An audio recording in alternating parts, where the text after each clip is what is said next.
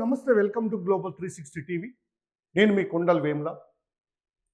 ఈరోజు ఒక ప్రత్యేకమైన అంశంతో మీ ముందుకు రావడం జరిగింది. అదేమిటంటే, తెలంగాణ ఆర్థిక చిత్రంపై ఇప్పుడు రాష్ట్ర వ్యాప్తంగా ఒకటే చర్చ. స్వరాష్ట్రం సిద్ధించి దశాబ్దం దాటిన ఆశించిన ప్రగతి ఎక్కడ? సంక్షేమ పథకాల పరుగులు అభివృద్ధి వెనుకబడుతుందా? అప్పుల కుప్పపై అన్నపూర్ణ నిలబడిందా?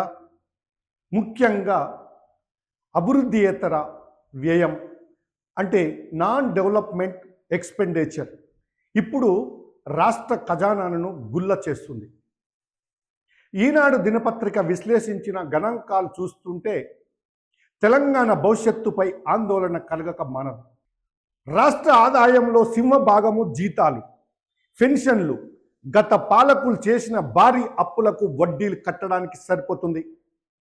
మౌలిక సదుపాయాల కల్పన అంటే రోడ్లు, సాగునీటి ప్రాజెక్టులు, పరిశ్రమల వంటి మూలధన వ్యయం అంటే క్యాపిటల్ ఎక్స్పెండిచర్ క్రమంగా తగ్గుతుండడం, ఓట్ల రాజకీయాల కోసం చేసే తక్షణ ఖర్చు పెరుగుతుంటే భవిష్యత్తుకు భరోసా ఇచ్చే ఆస్తుల కల్పన కనుమరుగైపోతుంది. ప్రభుత్వం కేవలం ఒక పంపిణీ కేంద్రంగా మిగిలిపోతే సరిపోదు, అది సంపద సృష్టి కేంద్రంగా మారాలి. ఇప్పుడైనా పాలకులు మేల్కొనకపోతే రాబోయే తరాల మీద కోలుకోలేని అప్పుల భారం పడే ప్రమాదం కూడా ఉంది. అనవసర వ్యయాలకు కళ్ళెం వేయడం, ప్రచార ఆర్భాటాలు తగ్గించడం, కఠినమైన ఆర్థిక క్రమశిక్షణ పాటించడమే తెలంగాణ ముందున్న ఏకైక మార్గం. అప్పు ఎందుకు తెస్తున్నాం, దేనికోసం వాడుతున్నాం అనే విషయంలో పారదర్శకత ఉండాలి.